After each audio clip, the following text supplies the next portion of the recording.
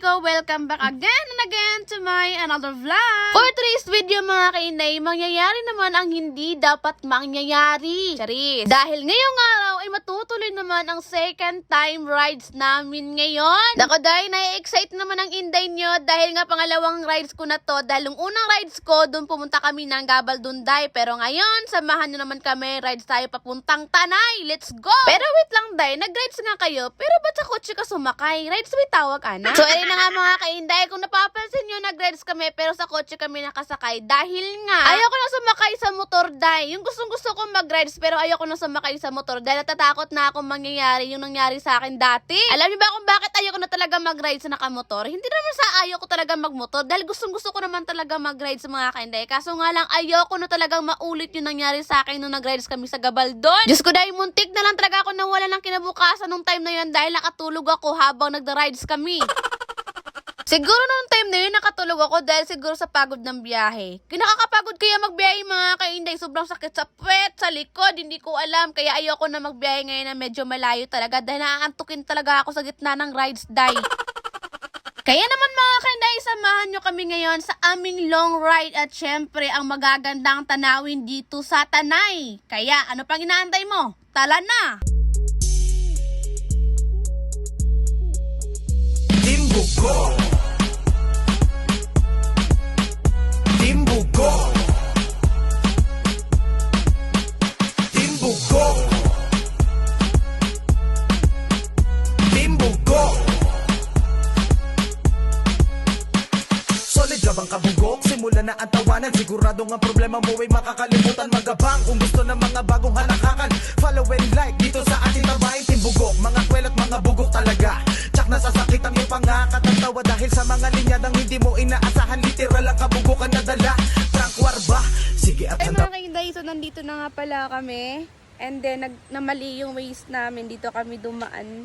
Pero tatawid pala kami ng ilog. Diyos ko. Tapos, tignan niyo yung outfit ko, nakasapatos ako. Paano ako tatawid ng ilog ngayon? Sige. Sige.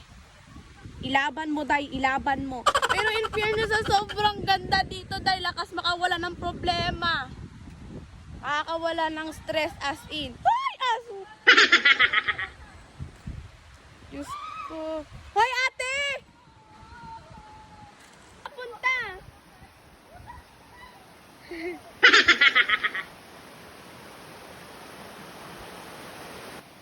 Guys, hindi ako makakatawid. Paano ba, Ire? Yan kasi. So, dito kami dumaan kanina. Dito pala dadaan. Ay, teka lang! Wala na lang talaga. Nagpaiwan na lang talaga ako dito. Ay, may daan pala doon ng dinano ng aso. Pwede kaya doon? Dito kaya ako dadaan. Resulta sa mga taong lagan. Guys, hindi ako makakapunta dyan. Hi, Doggy. Balik na lang ako dun sa taas. Wait lang. Babalik na lang ako. Balik na lang tayo mamaya. Maghanap na ako paano ako makakapunta dun. So yun na nga mga kainday, para malagpasan namin ang problema na to, wala na kaming ibang maisip kundi isulong na lang talaga namin itong sasakyan. Sus ko naraman ito ng pinakasayo na solusyon dahil nga ano pa man yung ipakapoy-kapoy, pamagandang kaugalingon deng, nga mag-una ko naman taong kagtabok aning ilog. O loko, sino kayo dyan, day? Ang van, ginawa na lang talagang Raptor. Sinulong pa ba naman sa baha? Patay, kitang Norbin, kita rin, madyaban, kita nagmakita niyang gisulong nato niyang banday.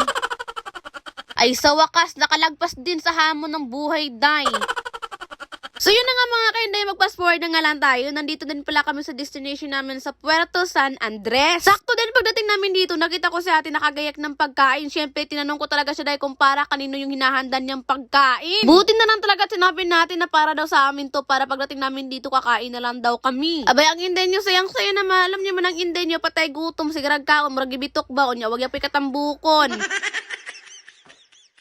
So guys, andito na nga pala kami. Na may mga ilog na muso na pero may mga inganing. Ay hala, dahil pagdating ko talaga dito, din naramdaman ko talaga yung lugar namin kasi gantong-ganto talaga. Sa naalala yung mga vlog ko dati, di ba pumunta kami ng ganito, nangunguha kami ng mga ulang, sa mga nakakaalam dyan kung ano yung tawag ng ulang. Alam mo, sa totoo lang, sobrang sarap talaga manirahan sa mga gitong uri ng lugar, no? Yung bang sobrang layo mo talaga sa problema. Ang maririnig mo lang yung mga sounds ng mga ibon, yung mga hangin, yung agos ng tubig ng ilog. Sobrang sarap talaga sa pakiramdam, as in. Pero syempre, ang mas masarap dun tayo, yung pagpunta namin dito, binigyan agad kami ng ganitong uri ng pagkain. Ay, kalami ba?